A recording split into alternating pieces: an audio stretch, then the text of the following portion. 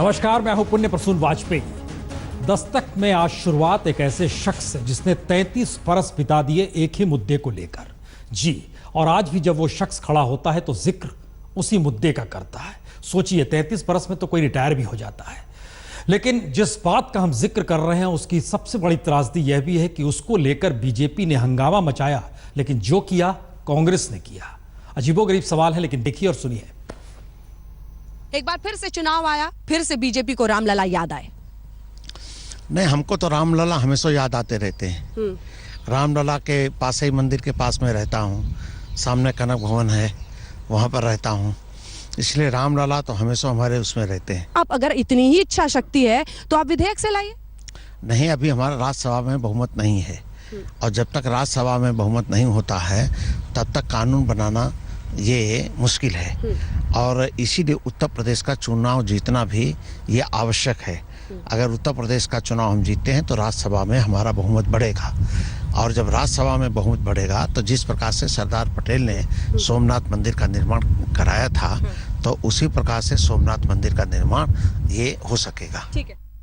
अब ये ना पूछिएगा, एक वक्त अटल बिहारी वाजपेयी की सरकार कहती थी हमें लोकसभा में बहुमत नहीं है, और अब कहा जा रहा है यूपी जीतेंगे, राज्यसभा में सीटें बढ़ जाएंगी, राज्यसभा में सीटें बढ़ जाएंगी तो फिर कानून बना देंगे तो राम मंदिर बन जाएगा। लेकिन सारा सच आपके सामने था। बहरहाल, तो क्या सत्ता के लिए जो मन चाहे, जैसे मन चाहे वैसे कहने की स्थिति में ये देश आकर खड़ा हो गया है?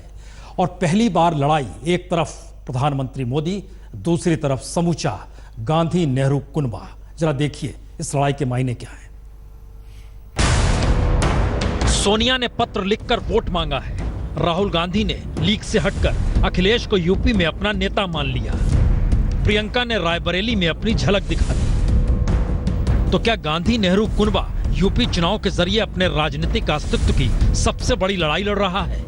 यानी इतिहास में यह पहला मौका है जब समूचा गांधी परिवार सिर्फ एक राज्य के चुनाव में अपनी जीत से ज्यादा मोदी की हार को बड़ी जीत मान रहा है। और नेहरू गांधी कुनबे में अब संजय गांधी परिवार भी बेहद महीन राजनीति के जरिए कूद रहा है, क्योंकि जिस तरह वरुण गांधी ने दलित, किसान और रईसों की लूट के सवाल पर मोदी सरकार को ही कटघरे में खड़ा कर दिया, उसने इसके संकेत तो दे ही दिए कि यूपी चुनाव का मतलब अब है क्या। सरकारी आंकड़ा है कि 7,500 किसानों ने आत्महत्या की, जबकि सच्चाई की बात 50,000 से ज्यादा है। इन सारे किसानों में 90% वो हैं जिन्होंने औपचारिक आर्थिक संस्थाओं से कर्ज लिया, और इनकी औसत अगर निकाली जाए तो वो मात्र 57,000 रुपए बनती है। ये किसी ने अपनी जान कोई 60 लाख 70 लाख की वजह से नहीं दी, 60,000, 50,000, 40,000 की वजह से लोगों ने अपनी जान दी। यूं वरुण गांधी ने यह बात यूपी से दूर मध्य प्रदेश के इंदौर में एक कॉलेज के समारोह में कही, लेकिन जो बात जिस मौके पर कही गई उसने ये संकेत तो दे ही दिए कि जो नेता यूपी की रहनुमाई करने का ख्वाब देख रहा हो, जो नेता यूपी की सियासत के केंद्र में खुद को रखने के लिए लगातार संघर्ष कर रहा हो और उसको उसकी ही पार्टी परिधि में भी न आने दे, तो चुनाव के वक्त हाशिए पर खड़ा ये नेता क्या करे और क्या कहे। तुलना करें विजय माल्या के साथ, जिसके लगभग 10,000 करोड़ रुपए का लोन था, थोड़ा सा उससे कम, और जैसे ही उसको नोटिस आया उस देश छोड़ के वो भाग गया, और विजय माल्या को न कभी जेल जाना पड़ा, ना उसके किसी साथी समर्थक को कोई कष्ट हुआ। सवाल एक व्यक्ति का नहीं है, सवाल व्यवस्था का है। तो बात वरुण गांधी ने कह दी, लेकिन यहाँ सवाल सिर्फ वरुण गांधी का नहीं। मोदी के दौर में बीजेपी और बीजेपी के लिए राजनीतिक ऑक्सीजन के तौर पर नेहरू गांधी परिवार का विरोध एक नई राजनीतिक संघर्ष के संकेत भी दे रहा है। क्योंकि सवाल ये नहीं कि मेनका गांधी तो सोनिया के खिलाफ है और वरुण का वार मोदी की नीतियों पर है। सवाल है कि मोदी खुद 70 बरस के सियासी इतिहास में नेहरू गांधी परिवार के औरे को खत्म कर खुद को स्थापित करना चाहते हैं। इसीलिए कमोवेश मोदी के हर भाषण में निशाने पर गांधी कुनबा ही होता है। कुछ लोगों को लगा कि मौका आया है, सारे देश में तो पिट गए, लेकिन अपने पुरखों के नाम पर शायद उत्तर प्रदेश में बच जाए। यानी राजनीतिक लड़ाई एक दूसरे को ध्वस्त कर खुद को स्थापित करने की दिशा में कैसे बढ़ चली है और साम दाम दंड भेद के सारे रास्ते कैसे अपनाए जा रहे हैं, इसकी सही शुरुआत सही मायने में चौथे चरण से ही हो रही है, जिसके वोट कल पड़ेंगे।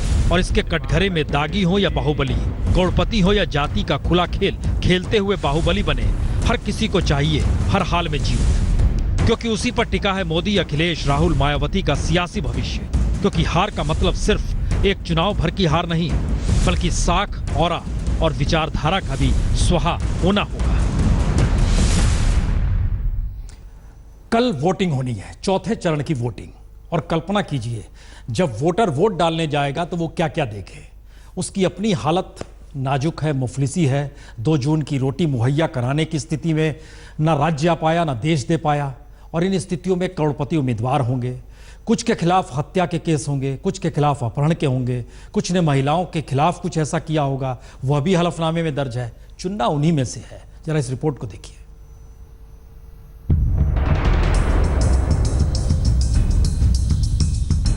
तो कल वोटरों को 53 सीट पर खड़े 680 उम्मीदवारों में से अपने अपने इलाके में किसी एक को चुनना ही है। और 680 उम्मीदवारों में 116 दागी उम्मीदवार हैं और इन 116 में से 95 तो ऐसे जिन्होंने अपने हलफनामे में लिखा है उनके खिलाफ हत्या का प्रयास, अपहरण या महिलाओं के खिलाफ गंभीर अपराध के मामले दर्ज हैं। लेकिन बात यही नहीं रुकती। जिन चेहरों की साख और सियासत दांव पर है, उन्हीं के उम्मीदवारों में भी दागियों की भरमार है। मसलन बीजेपी में 19 तो समाजवादी पार्टी के 13, कांग्रेस के 8 तो मायावती के 12 उम्मीदवार दागी हैं और जिनके लिए कल वोट जनता देगी। और वोटरों को इन्हीं साख वालों चेहरे को याद कर इनके उम्मीदवारों को जिताना है जो दागदार हैं। तो सवाल 3 है। पहला, सत्ता धनबल और बाहुबल से ही मिलती है। दूसरा, दागी शब्द पॉलिटिकल है और कानून की धाराएं राजनीतिक कद बढ़ा देती है। और तीसरा, जीत के लिए काम नहीं ताकत और जाति गठजोड़ ही मायने रखता है।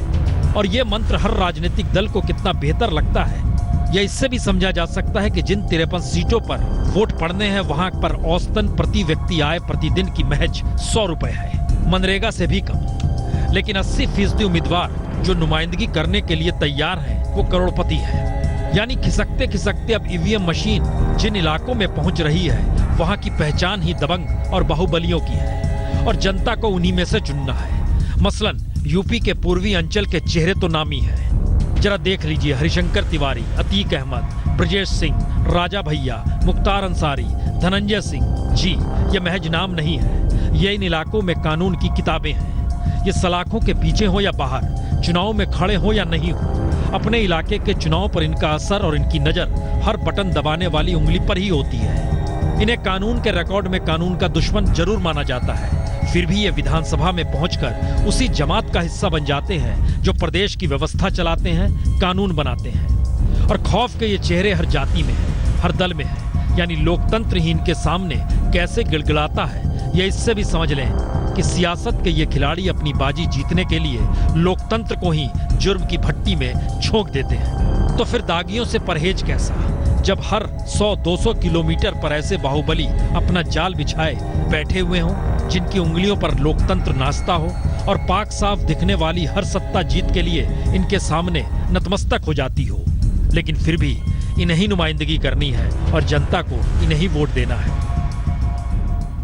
और ऐसे में वाकई जब लिखना पड़ता है कि सत्ता के लिए कुछ भी करेगा, तो जिनके लिए कुछ भी नहीं करेगा उनकी क्या हालत हो गई। समाज का आखिरी शख्स, चाहे प्रधानमंत्री मोदी हो, चाहे अखिलेश यादव हो, चाहे राहुल गांधी हो, हाशिए पर पड़े आखिरी व्यक्ति का जिक्र जरूर करते हैं। और उनके लिए इस देश में एक अंत्योदय कार्ड दिया गया है। अंत्योदय कार्ड का मतलब है आपके पास महीने की कमाई 250 रुपए से कम। अब जरा सोचना शुरू कीजिए, अगर उनके अनाज को भी कोई लूट ले जाए तो क्या होगा। जरा इस रिपोर्ट को देखिए। ये यूपी सरकार के खाद्य आपूर्ति विभाग की साइट है, बेहद रंगीन, सारी जानकारी स्क्रीन पर। लेकिन सिर्फ ऐसी रंगीन साइट से ना तो 2 जून की रोटी मिलती है, ना ही 2 जून की रोटी के नाम पर करप्शन रुकता है। तो बस्ती जिले के जगदीशपुर पोस्ट के मजगवा माफी गांव से मनीराम वर्मा का ये खत हमारे दफ्तर पहुंचा और दस्तावेजों के इस पुलिंदे ने साफ कर दिया कि देश के सबसे गरीब तबके के लिए सरकार के अंत्योदय कार्यक्रम में भी लूट होती है और लूट भी दोहरे स्तर पर चलती है। पहले स्तर पर राशन की दुकान से अनाज ही कम दिया जाता है और दूसरे स्तर पर जो अनाज दिया जाता है उसकी वसूली ज्यादा कर ली जाती है, क्योंकि अंत्योदय के तहत मिलना चाहिए 35 किलो अनाज, लेकिन दिया जाता है 25 किलो अनाज। और दूसरे स्तर पर गेहूं और चावल की कीमत भी सबसे गरीब लोगों से ज्यादा कैसे ले ली जाती है, यह भी देख लीजिए। गेहूं की कीमत स्क्रीन पर भी उभर रही है 2 रुपए और चावल की कीमत 3 रुपए, और उस हिसाब से 10 किलो गेहूं के हो गए 20 रुपए और 15 किलो चावल के हो गए 45 रुपए, यानी कुल 65 रुपए में 25 किलो अनाज मिलना चाहिए। लेकिन 25 किलो अनाज की एवज में लिया जाता है 175 रुपए, यानी 110 रुपए ज्यादा। तोहन की 25 किलो हुआ का है, 12.5 किलो गेहूँ दिए थे और 12.5 किलो चावल, 2500 का है, 170 दिए थे। 25 किलो वजन 180 रुपए में देते हैं। अंत्योदय कार्ड है आपका? हाँ, अंत्योदय है। आपका जॉब कार्ड बना हुआ है? जॉब कार्ड नहीं बना है, जॉब कार्ड बनावे का कहे नहीं बनाई। प्रधान से नहीं बोले? अब नहीं बनाई, नहीं से कह रहे हैं। तो अंत्योदय कार्ड वालों की भी इलाके के दबंग नेताओं की छाया तले चलने वाले राशन दुकान से लूट हो जाती है। और इसी की जानकारी के लिए मनीराम वर्मा ने जिलाधिकारी से लेकर जिला खाद्य आपूर्ति अधिकारी तक का दरवाजा खटखटा लिया, सचिव महोदय को भी चिट्ठी भेज दी, और ये तमाम दस्तावेजों के पुलिंदे बताते हैं जवाब कोई नहीं मिला। और जब जानना चाहा कि गेहूं और चावल की कीमत क्या, तो आरटीआई भी लगा दी। ध्यान से देखें परखे तो हर अधिकारी ने आखिर तक नहीं बताया कि गेहूं 2 रुपए और चावल 3 रुपए मिलना चाहिए। 1916 को खाद्य सुरक्षा अधिनियम लागू हो गया इस जिले में, लेकिन अभी तक 1 साल बाद भी किसी को राशन कार्ड नहीं मिला है। सबको 25 किलो राशन 175 रुपये में दिया जाता है, कभी हर महीने में बांटा जाता है, कभी नहीं बांटा जाता है।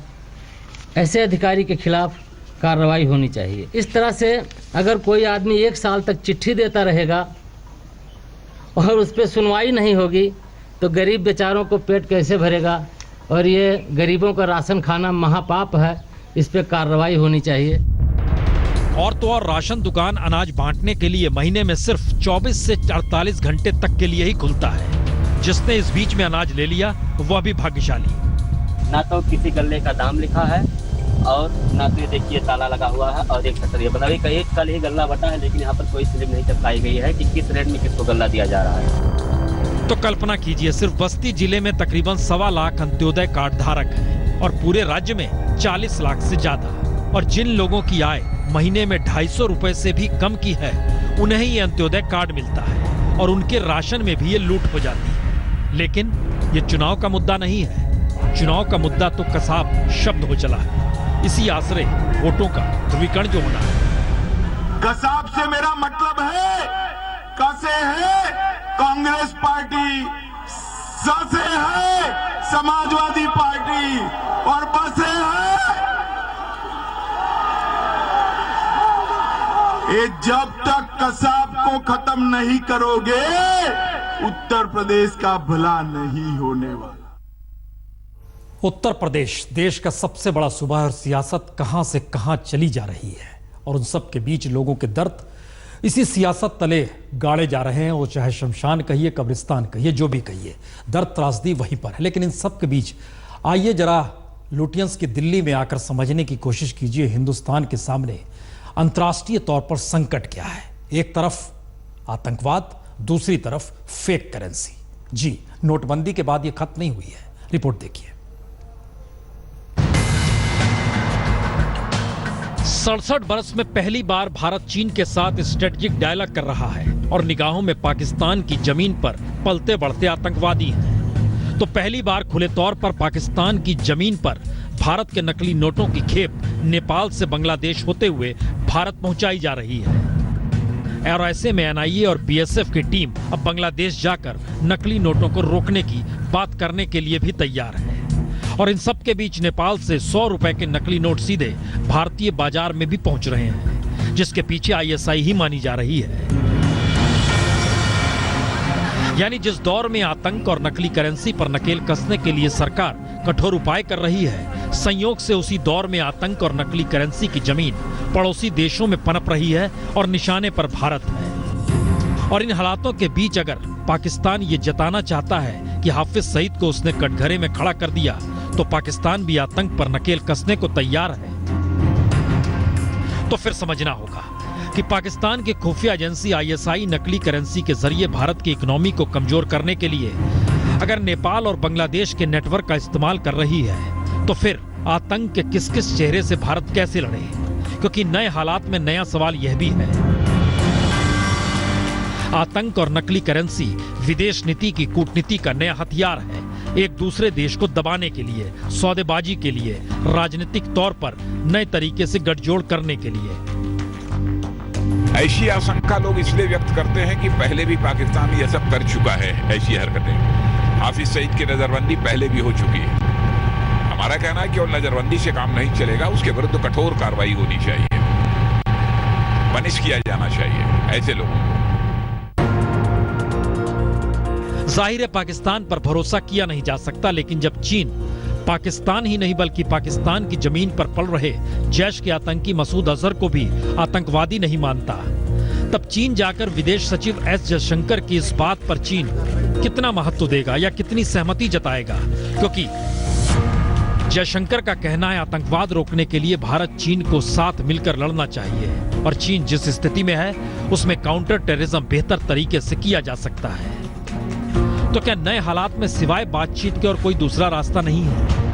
क्योंकि एक तरफ एनआईए बीएसएफ की टीम नकली करेंसी को लेकर बांग्लादेश से सहयोग मांगने जा रही है, दूसरी तरफ पाकिस्तान भी आतंक पर नकेल कसने के लिए बांग्लादेश से बात कर रहा है, और तीसरी तरफ देखिएगा तो कराची के मलेरकैंट के प्रिंटिंग प्रेस में 2000 और 500 के नकली नोट छापने का अंदेशा है, और चौथी तरफ देखिएगा तो दाऊद गैंग सक्रिय होकर अब नेपाल रूट से नकली करेंसी भारत पहुंचाने की दिशा में बढ़ रहा है।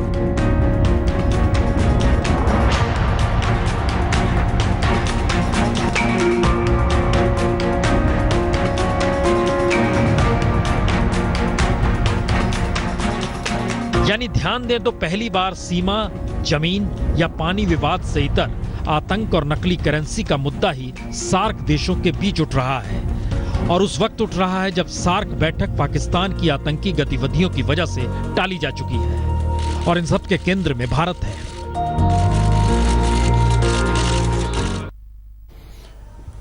और अब एक आवाज उस शख्स की 2005 में यानी 12 बरस पहले दिल्ली में ब्लास्ट हुए थे, उसमें 12 बरस बाद अदालत ने सबूत न होने के बाद रिहा कर दिया। उस शख्स का क्या कहना है? और जब हम दिल्ली पहुंचे तो दिल्ली में हमें पता चला है कि हमें किसी इंसिडेंट में ये फंसा रहे हैं। ये कि हम परेशान थे कि हम जब आए नहीं, हम इस इंसिडेंट को पता ही नहीं है। तो हम यही चाहते हैं कि ऐसी जो बहुत सारे लोग हमने जेल में देखे हैं जो इन केसों में बंद है, इनोसेंट है, और उनकी लाइफ खराब ना की जाए, क्यों जिस तरह की हमारी लाइफ खराब कर दी गई है। और ये 12 साल हमें कौन लौटाएगा? ये 12 साल हमें कौन देगा? जो हमने खाया, जो खोया, वो कौन देगा हमें?